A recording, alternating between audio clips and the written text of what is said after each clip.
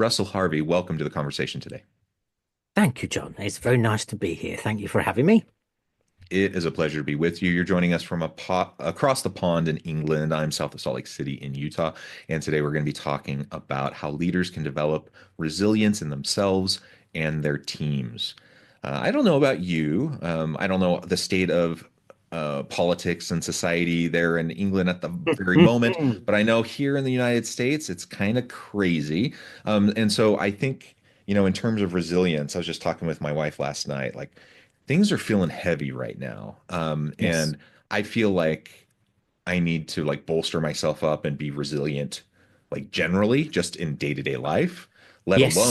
let alone in Yes. like my organization and my leadership and that sort of stuff. And so as I was prepping for today and I was looking over, stuff for this conversation, I was like, oh my goodness, I need this as much as anyone needs this right now.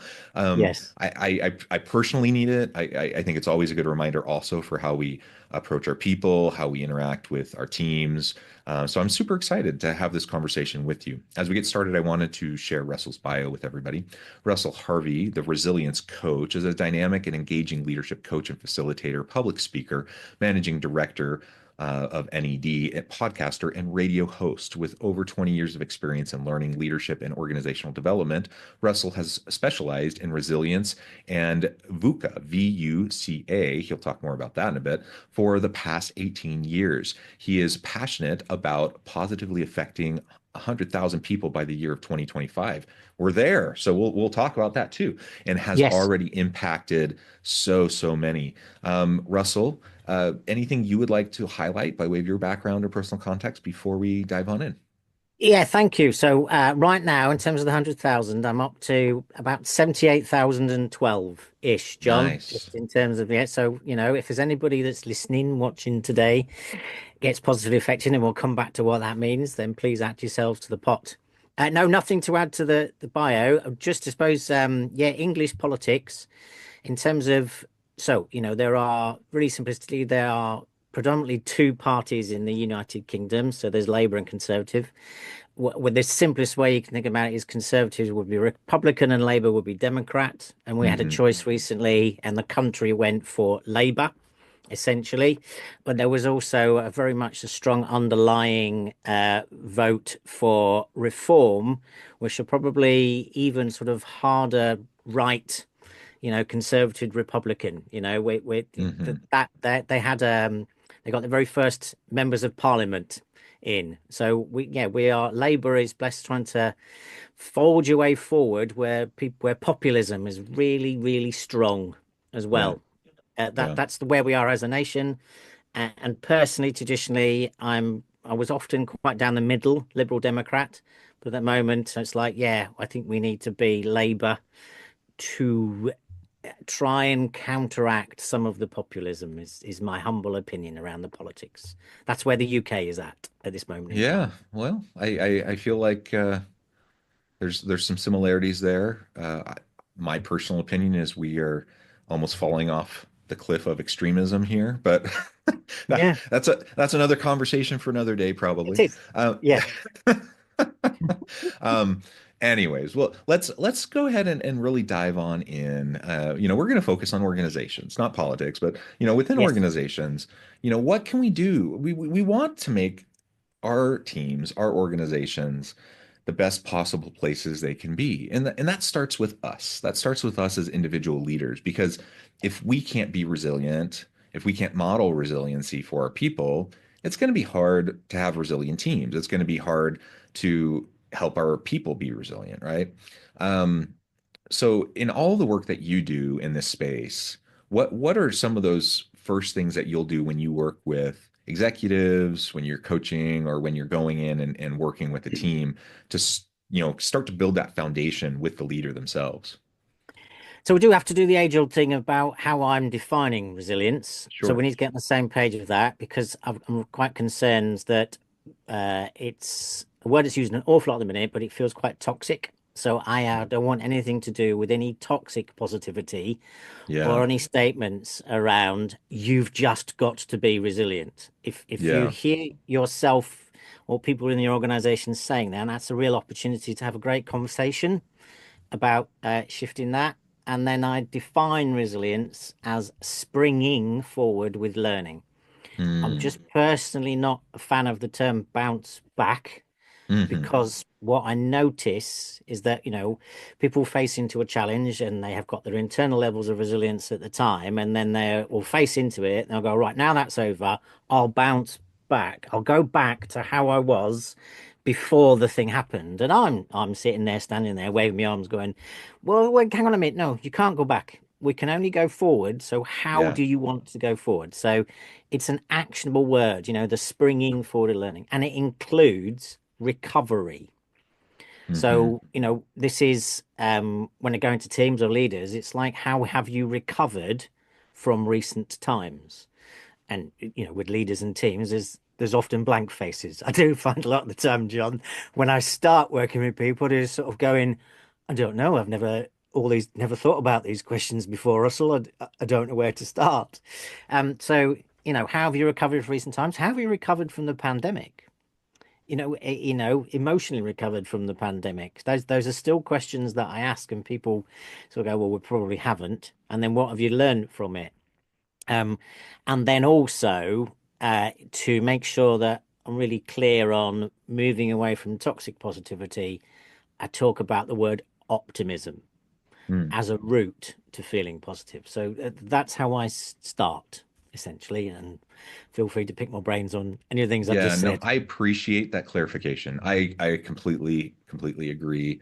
I've heard people say things like, you're feeling frustrated, you're down, you're depressed, Yeah, you know, yeah. go to the store, buy some lumber, build a bridge and get over it, or Mm, nonsense like that. Just like mm. totally dismissive, totally just saying, pick yourself up by your bootstraps and just get over it, or whatever the cliche thing is, this toxic positivity, toxic resilience. That's not what we're talking about here. No, it really isn't. We need to validate people in the experience that they're having. Um, Yeah. we need to have empathy, and we need to understand that yes, there are really genuinely hard things that people are dealing with, Yeah. from personal issues in their home life, health issues, whatever, to real issues at work. There are real hard things that are happening in the workplace, from just the day-to-day like complexities. And Yes. I mentioned the VUCA stuff. Like Yes. we just, I mean, the world is a nutty place, and That's it. with constant change, that alone is enough for us to say, yeah, we need to have empathy around, um, you know, what it's going to take to have resilience in the most positive way, without getting into these toxic kind of approaches towards resilience. So I appreciate No. you clarifying that. Yeah, yeah. And it's a real art form. So as a leader of a team, it is supporting that individual leader to be able to hold an optimistic conversation, and then sort of build the resilience of the team. So in a second, I'll clarify the optimism piece. But then also, in terms of how I work with individuals and teams and organizations to some extent, is that when anybody asks me, so how do I build my resilience, Russell? I just go, look, there's the resilience wheel. It's built upon loads of research. I've added a couple of bits to it. So there's 7 aspects to it. So as a simplistic tool, and in terms of people listening today, we'll try and make sure we give us as many ideas and takeaways as possible. But it's like how the individual, from a personal point of view, and from a leadership point of view, and from a team point of view, you can actually utilize the resilience wheel to build your resilience. So it's slightly sort of twofold. You need to be making the choice and the decision to engage with building and growing your resilience, in order that actually how you face into life is different and better. And Hmm. then how you have an optimistic conversation, it's the fact that it is grounded in reality.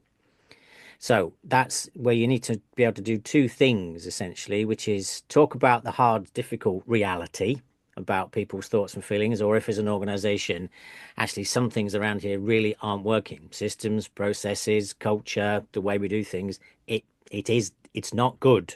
It doesn't Yeah. where we need to get to, and we need to talk about that in a way which is not an argument or blame free, or is putting us into a spiral of negativity. So that's challenging to do that. But also, the grounded in reality is actually what's good about us. what's real about what's good about us, what our strengths are, and what's right about us. And when you do that well as a leader, then you give people genuine hope. Then they start to feel positive. So for me, the route to feeling positive is to start with this word optimism. Yeah, optimism is so important. And I think in everything you were just saying, I'm thinking, yeah, we cannot put our heads in the sand here, No, right? no, we can't. We can't. And I think sometimes when people are thinking about optimism or they're thinking about resilience, that's really what they're thinking is, let's put our head in the sand. I don't like negativity. Yes, I don't like being faced with hard things. And so I'm just going to avoid them. I'm going to pretend like they're not there. yes, I'll just put my head in the sand. I'll just keep moving forward. And that is so unhealthy. Yeah, I mean, you can pretend, I suppose you can try to pretend like that's the case, but it's still happening around you. People are still being impacted, and it's still happening to you, whether you acknowledge it or not. And it will eventually manifest, right? it will. So I this was is, having a conversation with a gentleman once. This was a few years back, but he's, he was making the argument. He's like, hey, if things are hard, if things are bothering you, you know, just turn it off. Just stop reading the stuff. Stop interacting with that person. Stop, like, yeah, just stop. And I'm like, okay, to an extent, there's maybe some wisdom there. yeah, But you also can't just ignore the realities around you, no, especially when those realities are hurting people. When if yes, they're hurting your team or your family or whatever, and you have to engage. You have to choose to engage, right? you do. And and everyone has to decide, that level of engagement for themselves. But again, I just want to highlight what you said. Like, optimism does not mean we're like a Pollyanna-ish, No, blind no, optimism where we're just pretending like everything's good all the time, because it's not not. at all. That is absolutely the case. And so what resilient individual and leaders do is that they face into the optimistic conversation. They're okay with it. Because their internal levels of resilience are higher, or they're feeling good, or they've got good levels of resilience, then they are willing to start the conversation with people, and they're okay with it. They're comfortable with it. They're confident with it. They're okay with the fact that actually, if it does start to go down some sort of rabbit holes of negativity, that they are comfortable that they can draw it back into something that's useful and worthwhile and productive. So the challenge for leaders there is sort of a little bit where to start. That's why I just encourage everybody that on the 7 aspects of the resilience wheel, it's making this conscious decision as a choice that because you see the value and benefits to your life of being more resilient, you understand what it'll give you, you're going to make the decision to engage with building growing your resilience on a regular basis. It's Hmm. and that's the springing forward with learning. So it's from all of life's experiences, is taking the opportunity to pause. Now, pause can be listening to a podcast. Pause can literally be staring at the wall and dribbling. Pause can be going for a run. Pause can be going for a coffee with some mates. Pause can be lots of different things. Pause can be an optimistic conversation. But in those pauses, you're asking yourself a couple of questions, such as, what have I been doing behaviorally recently that's worked really well for me? And how do I keep doing that? And what have I been doing behaviorally recently that hasn't worked well for me? And Hmm. how am I going to enable myself to do more of the helpful stuff and less of the unhelpful Hmm. stuff? Hmm. That's that learning moment. And all of that is the adaptability piece, one of the dimensions of being resilient, which is this openness to change. And there's some good research that shows that those individuals that spend a third of their time engaging with their adaptability and the openness and the curiosity and learning, then they get themselves into this place that we call thrive, Hmm. which is the fact that they can genuinely state, yep, that there's lots of VUCA world is going on around me. There's all sorts of things that are happening around me which are full on, and I can genuinely state that I'm good. And Yeah. I have clarity. I have my purpose. I know what I'm there to do. I understand what my role is. I've got an inkling about actually how I'm going to go about do things. And if I don't know the answer, I know what I'm going to do about it. So then you ask those individuals, how's your job going? And they go, oh yeah, it's good actually. It's all right. It's a bit crazy, but it's good. So it's like how many individuals that are listening now answer that question in that way is what I'm curious about. And how many Hmm. people will sort of say, when you say, how's your job? How's your role? They'll go, well, it's all right. It's all right. But, you know, those are the ones that, people like myself who go, I really want a conversation with you. I really do want a conversation with you right now because we can shift you from all right to, do you know what? It's good. Yeah. Yeah, hopefully we can all get there, right? You've brought up some really great points around the resilience wheel. I love your definition. I love how we're trying to reframe this in a really positive light and get away from some of the more toxic elements or the ways that maybe resilience has been co-opted to just try to get people to suck it up and Yeah. do more things, like sometimes it's been co-opted to just exploit people, frankly. Yeah, it has. It really has. Absolutely. Yeah. It's this gaslighting. Unfortunately, it's akin to bullying, unfortunately. You've just got to be resilient. So if anybody that's listening now has realized that they've said that as a leader to the members of their team, now is an opportunity to you not do that again, essentially. Yeah, another term that, there's a famous book about it. I like the term generally, but often it can be used in negative ways, like we've been talking about, is grit. So resilience, Yes. grit, Yeah, yeah, right? yeah, I absolutely. Yeah. like the term grit. I think it's wonderful to have people who are just like gritty and driven and resilient, and they can go out and they can make things happen. I think that's wonderful. The problem is it sometimes gets weaponized, It does. um, It right? absolutely does. Yeah, Yeah. it really does. So yeah, so in our world, my world, yes, you've got, resilience, mental toughness, grit, and there's one called hardiness as well, which Hmm. I've not looked that much into. But yeah, so the grit piece is what I really took from all of that is this word perseverance. For me, Hmm. perseverance is springing forward with learning. In my head, that's, a good way to think about, the perseverance piece in that particular way. So it is, and that's why I like the VUCA, an acronym, because it's a much better way of having a really great conversation around change is constant.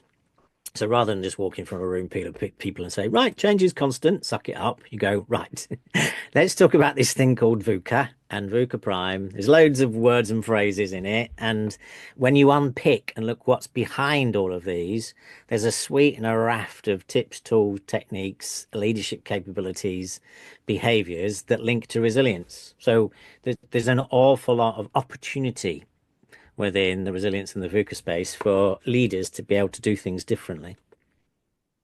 Yeah. So we get our minds right, we get the framework right, we understand what it is and what it isn't. Hopefully, as leaders, we start to foster this within ourselves, so we can model it for our teams, so we Yes. can be supportive of our teams. Now, how do we really start to do that, though? How do we start to do that modeling? How do we start to create a resilient team, so that people feel supported, they feel like they can, So they I have think the the best, empathy. Yeah. yeah, so the best way um, is playing to people's strengths. So I think people in the US are more familiar with Strengths Finder.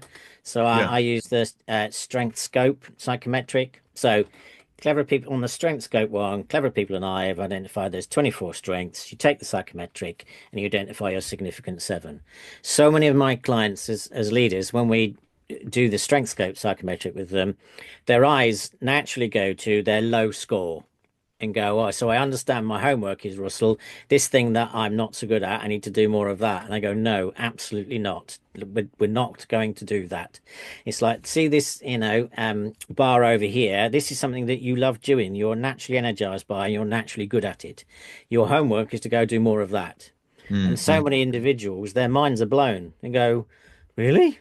I thought I had to go to my development areas. Okay, well, your development is to do more of the things that you love doing. And then the next phase as a leader is to just revisit their performance management or their one-to-ones or their delegation conversations or their coaching conversations they're having, and actually really reflecting on how much are they delegating to their team members' strengths. When the activities that they've got to do on a daily, weekly basis is just like, how much are you enjoying this? How much are you enthused by this? And that not everybody has to take the psychometric. You can just ask your people some simple questions around. So since we last spoke, fingers crossed it's in the last week or last month, tell me about the things that you've been doing. And then you're more than likely to going to get a twofold answer. You can say, well, last week I was working on Project X and it was really good and I was doing this and it was nice and it was great. And you go, in your head, you're going, right, strengths. Okay. And they say, and the week before I was working on Project Y and it was a bit of a challenge and not sure about it. And you go, right, they're not playing to their strengths in there. Mm-hmm. So, in terms of immediate tips, tools, techniques, just anybody that's a line manager that's listening right now, just revisit your conversations with people about the activities you delegated to them, and then just go, so just talk to me more about what you're enjoying. Okay. And Mm. because playing to your strengths builds natural resilience and natural confidence. So on the resilience wheel, that all of what I've just talked about there is encapsulated in the word energy. So, Mm-hmm. and then after that, you can just look at the different aspects of the wheel. So the heart of resilience is our attitude. Then we've got purpose, confidence, adaptability, support network, and meaning. And what I mean by that is our internal storytelling, the memories that we put inside ourselves, our reflections. And as an individual and as a team, how you go at building your team's resilience and your personal and your leadership resilience is to look at each aspect of the wheel for you. So what's your leadership purpose? What's the team's purpose? What's the attitude of the team? How optimistic is the team? How open to change is it? How supportive is it? And then from there, you can have some really great starter for tens about actually what's working well and what we could do differently. And all of that, because they're all interconnected, you make an improvement in one area of the wheel, it has a knock-on benefit in another area of the wheel. And that's how I start, with individuals and teams. And it's see where it takes us. We see from there where the challenges are, the things that you can't necessarily do some easier fixes to, and then you face into those with an increased level of resilience. So your Yeah. attitude about it is already in a much better place. Yeah. Yeah. Awesome. I love it. I love it. Russell, we've only just scratched the surface. There's a We whole lot have. more to talk about, but I do note the time. I need to let you go get on with your evening. Before we wrap things up, I wanted to give you a chance to share with the audience how they can connect with you, find out more about your work, your books, your podcasts, all the cool stuff that you're doing, and then give us the final word on the topic for today. Yes, so nicely you picked up the start. It's the resilience coach. So that's how you find me essentially. If you put the resilience coach in, you'll find me, and that's for the website.co.uk. It's Russell the resilience coach on LinkedIn and other different social media platforms. And if you go onto the homepage of my website, you'll see the podcast that's on there. And in the first series, each episode takes you through the wheel. So Mm. 7 of the 10 episodes take you through the wheel, and there's a few more bits and pieces on it. And so, final word on resilience. Please do remember the definition: springing forward with learning. So, in your reflections, what are you going to keep doing because it works well for you? How are you going to make some changes to those behaviors that aren't working well for you? Wonderful. Russell, thank you so much. It's been a pleasure. I encourage the audience to reach out, to get connected, find out more about what Russell can do for you. And as always, I hope everyone can stay healthy and safe, that you can find meaning and purpose at work each and every day. And I hope you all have a great week.